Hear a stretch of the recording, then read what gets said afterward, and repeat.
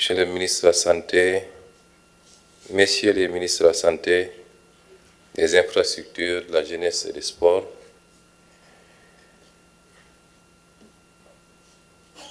honorables députés, membres de la Commission Énergie et Ressources minérales de l'Assemblée nationale, Madame la directrice générale de l'AME, Mesdames et Messieurs les directeurs généraux, directeurs nationaux et chefs de service, Mesdames et Messieurs les partenaires au développement, Mesdames et Messieurs les gestionnaires de l'énergie, distingués invités. ñu ngi am mbégte ñëw bokk ci cérémonie bi ànd ceeg ministère bi muy rek continuité ci li ñu defoon ci mois d'août muy conseil interministériel bu am solo boobu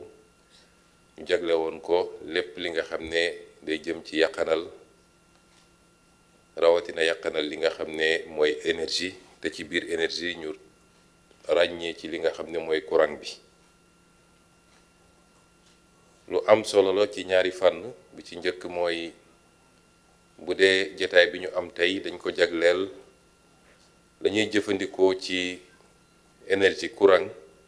ci biir administration sànq dama laaj ministre bi ne ko 71 milliards yi ñuy wax est-ce que administration centrale dong la wala dañuy jël mboolem administration yi muy administration décentralisée également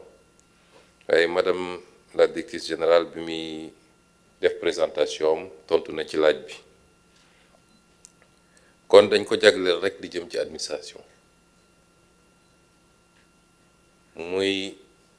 fànn bi njëkk bu am solo ndax boo buggee jiite nit ñi woo leen ci dara ñu wuyu si la il faut nga njëkk a joxe exemple bi mënuñu bëgg Sénégalais yi góorgóorlu ci yaxanal lépp luy consommation de manière générale ba pare ñu gis ñoom ni administration bi nga xam ne ñoom la fi teewal te ñoom ñoo koy financer ndax ñoo koy jox budget bi muy fonctionner administration boobu bañalul boppam dara moo tax le programme de rationalisation des dépenses de l'administration dafa nekk au cœur de notre action yàq bi ci administration bëri na ñu yàgg koo jooytu ndax nag nekkoon nañu au fonctionnaire nekk ci biir administration bi 2018 bi may présenté sama livre en tant que candidat à l'élection présidentielle am na chapitre entier boo xam ne maa ngi ko jagleeloon ci yàq bi nga xam ne am na ci administration muy loo xam ne du lu ma kenn di nettali lu ma teg sama bët la en tout cas fi ma nekkoon di fa liggéey ci matériel bureautique mobilier bi ci consommation carburant ci njëndum oto ci dagg ay billets di voyager tukki yoo xam ne amul réew mi benn njëriñ ñaare ci ni ñuy jëfandikoo courant bi ak ndox mi ci biir administration ma bindoon ni am naa yaqin ni ci loolu rek mën nañ ci def ay économie yoo xam ne ay dizaines wala ay centaines de milliards lay doon buñ ci góorgóorloo tuuti moo tax bi ñu ñëwee it bokk na ci suñu yitte njëkk ay weer ci gannaaw am na circulaire bu ma génne woon mu am nag ñu ko bëggoon soofantal mooy ñi nga xam ne ñoom seen conception ci état conception jouissance la mooy li madame la présentatrice wax léegi rek lañ dul def seen kër wala duñ ko permettre jàpp nañ ni tànk alalu mbooloo la war nañ ko mën a def moo tax ci circulaire boobu ma joxoon ndigal ñu rationaliser yu bëree bëri ba ci yi ñuy jëfandikoo ci imprimante bureau boo dugg bëgg faa fekk imprimante te réew ñu ëpp doole foofu di réew yu développé dañuy am benn unité centrale kenn ku ne ñu connecté ko kenn ku ne mën a lancer à partir de ton bureau machine à café yeeg frigo bar yeeg yooyu yëpp facteur de consommation yu am solo la te bokk na ci liy yokk consommation administration waaye ci suñu comportement aussi suñuy habitude sànq ministre daf may déey dara ma ne ko yow dafa mel ni dangaa bëgg a anticiper ci li ma bëgg a wax waaye dañuy joxe misaal rek est-ce que salle bi ñu nekk di def waxtaan bi tey waroon nañ fi taal lampe gëm naa ni suñu xëccoon rideau yi rek salle bi leer nañ soxlawul taal lampe. ñu ngi 8e étage au mois d'avril à Dakar, il fait pas chaud bu ñu ubbi woon fenêtre yi peut-être du jël taal climatiseur ay réflexe la parce que ñun ñoo ne dañuy def des bâtiments intelligents jël bâtiment bi yëpp def ko vert mën na am inconvénient surtout en période d'été parce que vert bi day jàpp tàngoor bi rejeté ko ci biir waaye mun na doon avantage ci période yi ñu ne muy ay réflexe yu ñu war a am man kay ku demoon sama bureau 8e doo fekk climatiseur tàkk fa doo fekk lampe tàkk fa mais loolu réflexe bu ñu war a am ñun ñëpp parce que ku mu doonoon sa kër nga dugg ci biir kër gi ci waxtu yi mu mun a leeree nii gëm naa ni doo ko taal lampe kon c'est de petits réflexes yoo xam boo ko additionné au finish c'est des milliards et des milliards d'économies pour le pays ñu war ko mun a réorienter vers des secteurs qui en ont besoin, la santé, l'éducation, les infrastructures. Mauvaise habitude yooyu mooy andi situation bi ñu gis consommation bi bëri na léeg-léeg état bi du ko fay andil Senelec ay problème monsieur le DG du ma weddi ñuy daw ci gannaaw ay factures léeg-léeg ñu ne nañu def ay convention de dette croisée parce que ñoom it amel nañu état bi fiscalité wala leen waaye jàpp naa ni bu ñu xoolaatoon loolu rek bañ koo sofantal dina doon lu am solo bu boobaa nag war nañoo mun a wëlbatiku jàllale ko it ci société bi parce que gëm naa ni kër gu ne war na am un gestionnaire de l'énergie de la maison ñun de bi ñu nekk ndaw les parents étaient très regardants ci yooyu buñ ñëwaan fekk robinet bu ñu tëjuñu ko bu baax muy tokk-tokkal defe naa ñëpp la ñuy aligné temps bi ba ñu ne kii moo mujjee ci robinet bi la même chose nga ñëw fekk kër gi néeg bu kenn newul lampe bi tàkk wala ñu bàyyi télé bi noonu wala yu mel noonu kon suñ ko defee ci commencé ci administration centrale administration de manière générale liñ ci jublu mooy war a gën a mën a lay bu ñu jàkkaarloog askan wi soññu leen ci habitude yooyu moo tax ñu ngi féliciter madame la directrice générale de l'AME ci liggéey bu rafet bi mu def ak gain yi mu ci commencé am may dalal xelu madame Senghor ne ko ci wàllu yaxanal ak wàllu gestion bu rafet man jigéen ñi laa ci wóolu ba may nekk impôt domaine daan naa wax ni lépp luy contact ak xaalis muy bureau de recouvrement yi su ma doon DG dama koy jox jigéen ñi ndax du ñu randal wala bëriwul te mën nañoo yàqanal bu baax a baax xanaa kay wàññi tuuti rek xew yu rëy yi waaye boo ci génnee loolu jàmbaar lañu loolu mooy premier volet bi ñaareel volet bi nag lii day dugg globalement ci politique énergétique gu état bi wax nañ ko waxaat ko et énergie dafa bokk ci l'une de nos plus grandes priorités parce que sans énergie en quantité suffisante en qualité et à coût abordable mënoo développer ab réew amul fenn ci àdduna Sénégal mënul développer wu ak énergie boo xam ne kilowatt heure bi dépassé na 100 francs defe naa war na nekk ay 117 francs monsieur le directeur général nga comparé kook ay réew yi nga xam ne ñu ngi ay 40 francs wala lu ko yées sax fii biir Afrique de l'Ouest am na réew yoo xam ne ñu ngi à 60 francs wala 65 francs investisseur bu war a ñëw bëgg a investir ba defe naa dina jafe mu tànn Sénégal au détriment de ces pays surtout nag bu fekkee yeneen facteurs yi ñuy soxla yépp ëppalewuñu leen ko ëppalewuñu leen ressources naturelles ëppalewuñu leen matières premières ëppalewuñu leen ressources humaines ndax ñun ñëpp ñoo bokk configuration démographique avec des populations majoritairement jeunes qui ne demandent qu'à être formées et à travailler donc énergie day doon un facteur discriminant dans cette compétition tey soo seetee li xew ci àdduna boo gisee réewu Amérique ak seen njiit yu bees di essayer imposer yeneen partenaires yi yenn affaires yi surtout ñi jëm ci Europe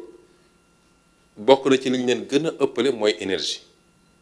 ndax ñoom am nañ seen pétrole seen gaz de schiste war a mun a jaay pétrole à des coûts très faibles. Je crois que nous tout il y a 1,5 wala 2,5 de différence ci coût énergie bi. Et comme je dis tout le temps, là où se trouve l'énergie, se trouve l'industrie, se trouve la production.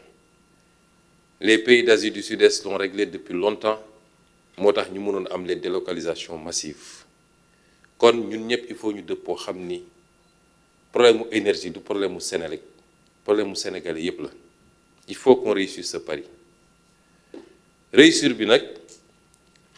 plan sur le moyen et le long terme la. Énergie ça coûte cher. Benn centrale bu 200 mégawatts nu mu tuuti dina la coûter monsieur le DG je crois 200 milliards mënoo ko fa am moins que ça. Donc ça coûte très cher, c'est des investissements lourds qu'il nous faut planifier par rapport ak situation bi ñu fekk ci réew mi, par rapport ak capacité réew mi. Dans un partenariat public-privé peut-être qu'il faut revoir et rénover parce que li ma wax rek énergie c'est un secteur de sécurité nationale. Mënoo ko bàyyi ak ay nit ñu koy pamti di xuloo di xeex di tëjante kaso di génn alors que ci jamono jooju les ministères de l'énergie programmé woon pour ñu mun a faire face à nos besoins bañ a nekk dans des situations de délestage fii ak ay weer yu néew il fallait que yenn centrales yi mun a commencer marcher. Tey yéen a ngi gis bateau bee nekk fële solution bu baaxul ci Sénégal fii lañ ko fekk ñu ñuy jaay énergie bi à plus de 110 ou 115 francs le kilowatt-heure lii du solution. Kon c'est une planification dans le temps tey boo amoon moyens yi sax mënoo tabax une centrale sérieuse à moins de 2 ans ou 3 ans soo commencé woon léegi teg première pierre bi ci diggante boobu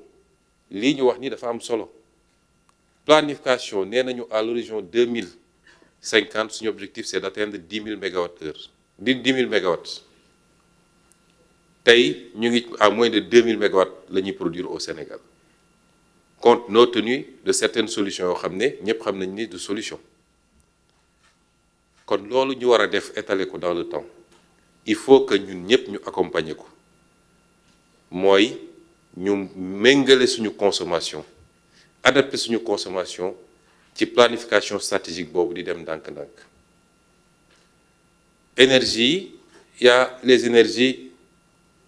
non renouvelable tey Sénégal yàlla wërsëgal ñu tuuti pétrole ak tuuti gaz wax naa ko waxat ko il faut que le peuple accompagne ce mouvement. Il n'est pas question que la malédiction des ressources naturelles bi ñu yàgg wax Afrique pour man la malédiction des ressources naturelles c'est pas guerre yi muy andi de loolu lu garaaw la d'accord mais li gën a garaaw ci malédiction bi mooy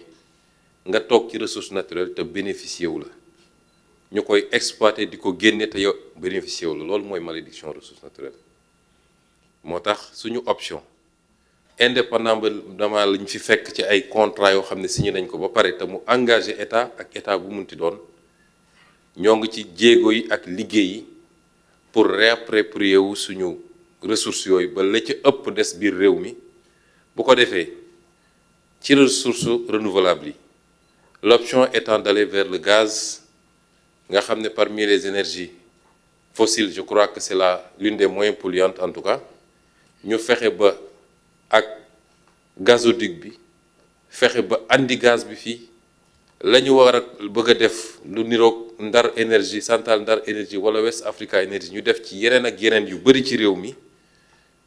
ba am la ñu soxla suñu consommation wala sax ñu excédentaire ba mën a doon un pays exportateur te lu mën a ne la parce que xam ngeen ni ñi la ñu wër yépp ci ay dëkkandoo kenn mënalu ci boppam ci énergie fi mu toll nii. mu des des énergies renouvelables par rapport à notre modèle de développement moo doon des énergies propres, des énergies en tout cas plus propres que les énergies fossiles ñëpp xam nañ nit du lu yomb a développer parce que soo seetee ci benn critère rek mooy li mu laaj ci superficie su ma juumul pour faire un mégawatt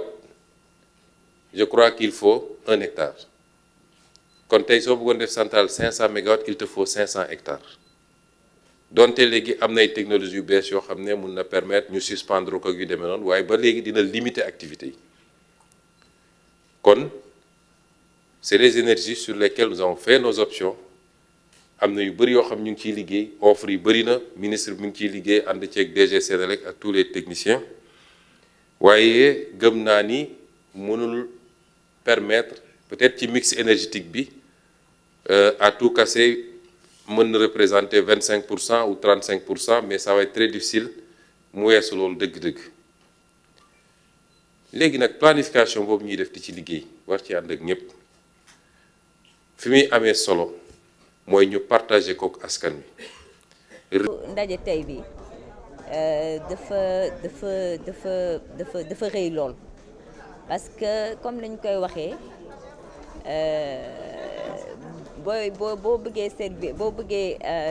pousser benn politique wala benn dynamique da ngay servir d'abord d'exemple donc tey nag administration moo taxaw pour wane exemplarité par rapport ak dynamique de rationalisation des dépenses publiques, dynamique de rationalisation des consommations énergétiques moo tax tey mu tege réseau gestionnaire de l'énergie bi léegi nag ndaje tey bi réseau bi ñu teg nii première phase bi la certes mais dafa nekk phase bi nga xamante ni xëy na moo ci gën a am solo ndaxte bu ñu xaymaa projet bi yëpp ñu ngi ko tënk ci 9000 gestionnaires de l'énergie yu ñu war a mettre en place tey ñu ngi installé 100 ci compter mën nañ ne 100 la mais boo xoolee ñoom impact bi ñu am ci facture publique d'électricité bi di nga comprendre lu tax ñu viser 100 yooyu parce que mooy les 100 plus gros consommateurs de l'administration boo jëlee tey facture administration bi yëpp 100 yi rek tey ñu installé tey ñoom ñoo ciy jël 37% yi boo ci génnee éclairage public donc tey boo misé ci 37% yooyu noonu nga def si ay jéego gestionnaire de l'énergie assumer seen rôle taxawal ko ci site yi am nañ ci vraiment ay résultats yu dëgër yuñ ciy xaar loolu moo tax tey cérémonie bi am solo lool pour joxe signal bi aussi en même temps aussi jëmmal décision yi jóge woon ci réunion interministérielle sur l'économie d'énergie bi nga xamante ni dañ ko defoon le 30 août 2024 te ci décision yi fa génnoon bokkoon na ci tey jii ñu taxawal gestionnaire. waaw gestionnaire yi nag ñoom bu ñu assumer seen rôle comme ni ñuy xaar ci ñoom mën nañu am ay résultats yoo xamante ni dinañu dem ba mën a yaxanal ba 6,2 à 6,7 milliards ci facture état bi rien que ci gestionnaire de l'énergie ñoom seen rôle boobu ñuy assumer waaw donc programme bi yaakaar naa gestionnaire de l'énergie yooyu tey aussi yemul rek ci cérémonie bi tey lancement bi la officiel bi la mais dafa am 2 jours yoo xamante ni dañ leen ko jagleel les 23 et les 24 avril à venir pour def leen formation intense ci outils yi ñuy soxla yëpp pour mën a mener à bien seen mission boobu outils yooyu yëpp daanaka sax AEME développé na ko ba pare outils yëpp pare na am na sax ay plateformes digitales yoo xam ne yenn ci gestionnaires yi ñoom dinañ leen ko jébbal ñu am ci accès parce que ci seeni sites yi AEME def see jot ay travaux yoo xamante ni digitalisation la te loolu yëpp tey dafa bokk ci li ñuy xaar ci gestionnaire de l'énergie yi fépp fu AEME jaar ba def fa ay intervention en termes de mise à niveau énergétique après gestionnaires yi ñooy accompagner projet boobu au niveau du site ba pare assurer un peu la pérennisation aussi des acquis